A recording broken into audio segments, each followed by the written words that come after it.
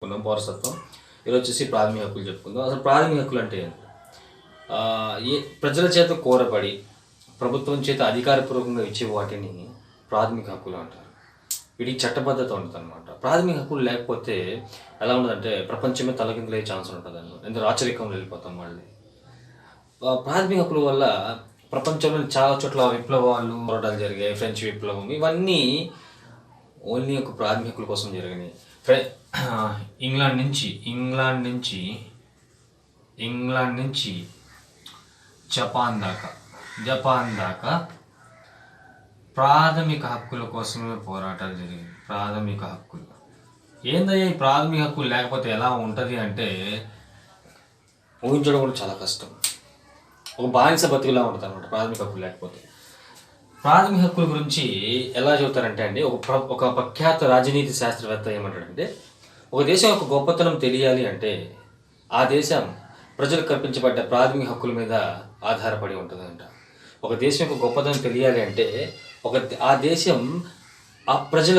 దేశ ప్రజలకు కల్పించబడ్డ ప్రాథమిక హక్కుల మీద ఆధారపడి ఉంటుందని హెచ్జే లాస్కీ అండి ఏం చెబుతాడు. హెచ్జే లాస్కీ ఈ విధంగా చెబుతాడు. అసలు ఏంది ఈ ప్రాథమిక హక్కులు? ఎన్ని రకాల హక్కులు ఉంటాయి ఏంటి? 2 రకాల హక్కులు ఉంటాయండి. ఒకటి నైతిక హక్కు,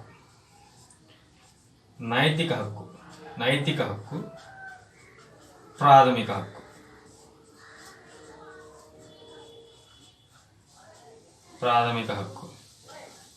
ఈ నైతిక హక్కుకి ప్రాథమిక హక్కు తేడా ఏంటంటే, నైతిక హక్కు అనేది మన నమ్మకాల మీద, మన ఒక పెంపకం మీద, మన యొక్క సమాజం మీద డిపెండ్ అయి ఉంటుంది అనమాట. దీనికి చట్టబద్ధత ఉండదు. నైతిక హక్కులకి చట్టబద్ధత ఎటువంటి సిచ్యువేషన్లో కూడా ఉండదు. ఏంది నైతిక హక్కు ఏంటంటే, ఇది మనం చిన్నప్పటి నుంచి మన సమాజం నేర్పిస్తుంది అనమాట. ఇవన్నీ నైతిక హక్కులు అనేది ఉదాహరణకు పెద్దవాళ్ళను గౌరవించడం, ఒక మాస్టర్కి ఒక స్టూడెంట్ ఇచ్చే మర్యాద, ఇవన్నీ ఏంటంటే నైతిక హక్కు. బేసికలీ మాస్టర్ ఏమంటాడంటే నాకు రెస్పెక్ట్ ఇవ్వండి అంటాడు ఖచ్చితంగా పిల్లలకి. సో ఇవన్నీ ఏంటంటే నైతిక హక్కులు. వీటికి చట్టబద్ధత ఉండదు. గవర్నమెంట్ ఎటువంటి చట్టబద్ధత కల్పించదు వీటికి నైతిక హక్కులకి.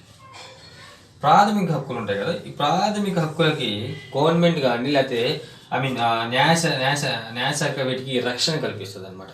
ఎవరు? న్యాయశాఖ వీటికి రక్షణ కల్పిస్తుంది. వీటికి ప్రాథమిక హక్కులే చట్టబద్ధ హక్కులు అంటారు. చట్టబద్ధ హక్కులు ఏందయ్యా ఈ చట్టబద్ధ హక్కులు అంటే అసలు ఏంటి? చట్టబద్ధ హక్కులు ఏంటి? చట్టబద్ధ హక్కులు కూడా మళ్ళీ రకరకాలు ఉంటాయండి. పౌర హక్కు, రాజకీయ హక్కు, ఆర్థిక హక్కు, సాంస్కృతిక భాషా హక్కు.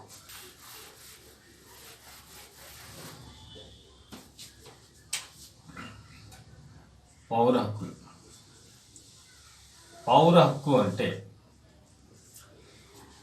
ఒకరి పుట్టుక, ఒకరి మరణం, అతని యొక్క జననం, వాటెవర్ ఏదైనా కానీ పుట్టుక గురించి మరియు లింగ భేద వర్గాల గురించి, రంగుల గురించి, ఆమె ఆడ మగ ఇవన్నీ చూడకుండా సమానంగా పరిపాలించబడాలి. ఇది పౌర హక్కు. కుల, మత, వర్గ, ప్రాంత, పుట్టుక, మరణం వీటితో సంబంధం లేకుండా అందరికి సమానంగా హక్కులు కల్పించబడాలి. ఒకరి కులం వేరేగా ఉంటుంది, ఒకరి మతం వేరేగా ఉంటుంది, ఒకటి వర్గం వేరేగా ఉంటుంది, ఒకరి ప్రాంతం వేరేగా ఉంటుంది, ఒకరి పుట్టుక వేరే ఉంటుంది, మరణం వేరేగా ఉంటుంది. కానీ వీళ్ళందరూ భారతీయులు. వీళ్ళందరికీ కావాల్సింది ఏంటంటే అంటే పౌర హక్కు. గుర్తుపెట్టుకోండి, భారతదేశంలో ఒక రోడ్డు చిమ్ముకునే వ్యక్తి కాడి నుంచి ప్రధానమంత్రి దాకా అందరికీ కూడా వీళ్ళ కిందకు వస్తారు. ప్రధానమంత్రికి కూడా ఈ కోవలకు వస్తారు. ఆయన ప్రధానమంత్రి కదా, ఆయన వేరే ట్రీట్మెంట్ ఇద్దాం అని ఆయన కూడా చట్టం ముందు అందరూ సమానులే. ఒక రాష్ట్రపతి గవర్నర్ మినహా.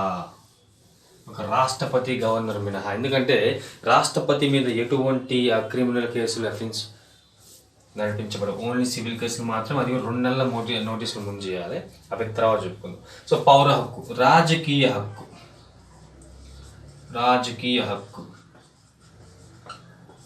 రాజకీయాల మీద ఇంట్రెస్ట్ ఉండి సమకాలీన నాలెడ్జ్ ఉండి అబౌట్ పాలిటిక్స్లో అతను కూడా చేసే హక్కు. సర్పంచ్ ఓటింగ్ కాడి నుంచి, మెంబర్ ఓటింగ్ కాడి నుంచి, ప్రధానమంత్రి ఓటింగ్ దాకా ప్రతి ఒక్కరికి సమాన హక్కు ఉంటుంది. ఎవరి దగ్గర నుంచి?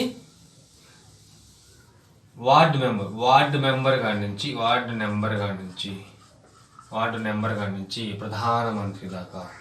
ప్రధానమంత్రి దాకా అందరికి సమాన హక్కు ఉంటుంది. కాకపోతే ఏంటంటే ఇక్కడ దాకా రీచ్ అవ్వడం అనేది ఎక్స్పీరియన్స్ మీద గైన్ చేస్తారు అనమాట, మెల్లగా. సో ప్రతి ఒక్కరికి కూడా రాజకీయాల్లో పాల్గొనే హక్కు ఉంటుంది అనమాట.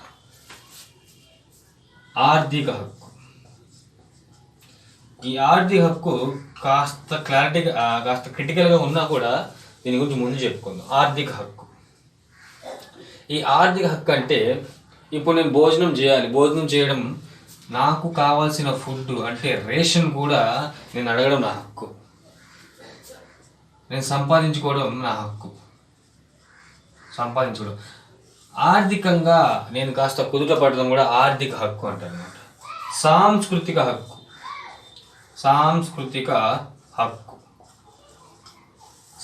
హక్కు అంటే ఎవరైతే ఆ కోవకు చెందుతారో వారి యొక్క భాష, వారి యొక్క ఆచారాలు కాపాడుకోవాలనే హక్కు.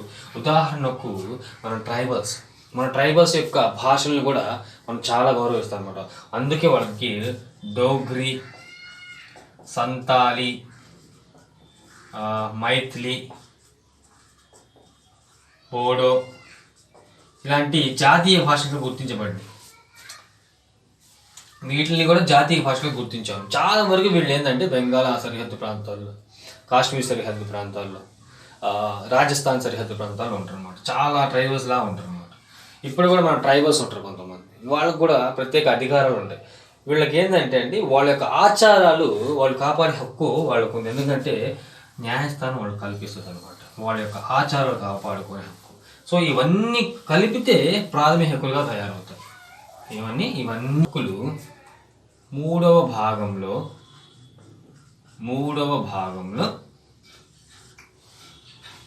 12వ నిబంధన నుండి 35వ నిబంధన వరకు హక్కులను పొందుపరచబడ్డాయి అన్నమాట. ఏంది ప్రాథమిక హక్కులను పొందుపరచబడడం? ఫస్ట్ ప్రాథమిక హక్కులకి మినిమం అసలు ఎలా వచ్చింది ప్రాథమిక హక్కు అనే కాన్సెప్ట్? లోకమాన్య తిలక్ గారు ఆయన బిల్లులో ప్రాథమిక హక్కుల గురించి, అంటే ప్రాథమిక హక్కు అని చెప్పరు, హక్కుల గురించి ప్రస్తావన వస్తుంది. ఎప్పుడు? 1895లో 1895లో మొట్టమొదటిసారి భారతదేశంలో లోకమాన్య బిల్లులో తిలక్ గారు చదువుతారనమాట. తిలక్ 1895లో.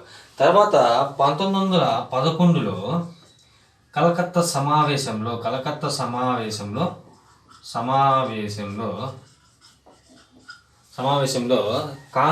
నేషనల్ కాంగ్రెస్ ప్రాథమిక హక్కుల గురించి చెబుతుంది అనమాట. కాంగ్రెస్ ఆమోదిస్తుంది తీర్మానం. తర్వాత 22లో మహాత్మా గాంధీ గారు యంగ్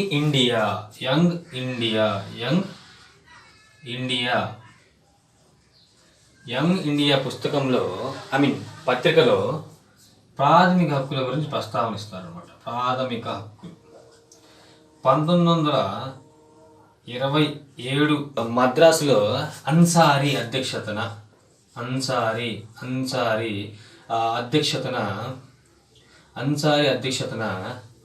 కాంగ్రెస్ సమావేశంలో వస్తుంది. మళ్ళీ సమావేశంలో అసలు ప్రాథమిక హక్కుల ఇలా వచ్చింది. ప్రాథమిక హక్కుల చరిత్ర కాస్త దాని చరిత్ర ఇలా ఉంటుంది. 1895 తిలక్ గారు, 1911లో కలకత్తా సమావేశంలో కాంగ్రెస్ ఆమోదిస్తుంది. 1922లో యంగ్ ఇండియా పత్రికలో గాంధీ గారు చదువుతారు అనమాట ప్రాథమిక హక్కుల గురించి. గాంధీ గారు 1927లో అన్సారీ కాంగ్రెస్ సమావేశం చదువుతారు మద్రాసులో. 1928 మోతీలాల్ నెహ్రూ నివేదిక అంటారు కదా, అందులో ప్రస్తావిస్తారు నెహ్రూ నివేదికలు. 1931లో రెండవ రౌండ్ టేబుల్ సమావేశంలో రెండవ రౌండ్ టేబుల్ సమావేశంలో గాంధీ గారు చదువుతారు. గాంధీ గారు ప్రాథమిక హక్కుల గురించి మాట్లాడతారు.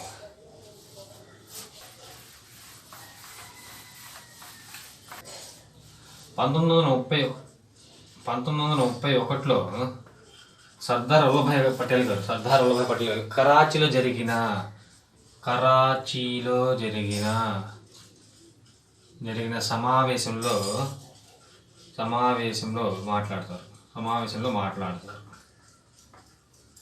ఇది మెయిన్ అంటారనమాట. ఇది రాజ్యాంగంలో ప్రాథమిక హక్కులను కల్పించడానికి మెయిన్ సమావేశం ఇది అంటారు. 1931లో కరాచీలో జరిగింది. దీనికి అధ్యక్షత వహించేది సర్దార్ వల్లభాయ్ పటేల్. సర్దార్ వల్లభాయ్ పటేల్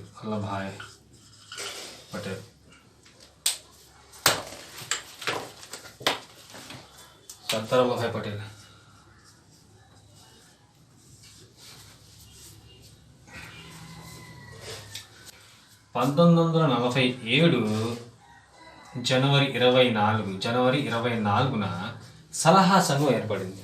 రాజ్యాంగ పరిషత్ ఏర్పాటు చేస్తుంది అన్నమాట. సలహా సంఘం అధ్యక్షుడు ఎవరు అంటే ఐరన్ మ్యాన్ సర్దార్ వల్లభాయ్ పటేల్. ఈయన ఇండియన్ బిస్మార్క్ అని కూడా అంటారు. ఉక్కు మనిషి సర్దార్ వల్లభాయ్ పటేల్. ఇందులో 54 మంది అంటారు. 54 మంది సభ్యులు ఉంటారు. ఇందులో నుంచి మళ్ళీ 9 మంది ఉపసంఘంలా ఏర్పడుతుంది. ఉపసంఘంలా ఏర్పడుతుంది అనమాట. ఉపసంఘం. దీనికి అధ్యక్షుడు జేపీ కృపాలని.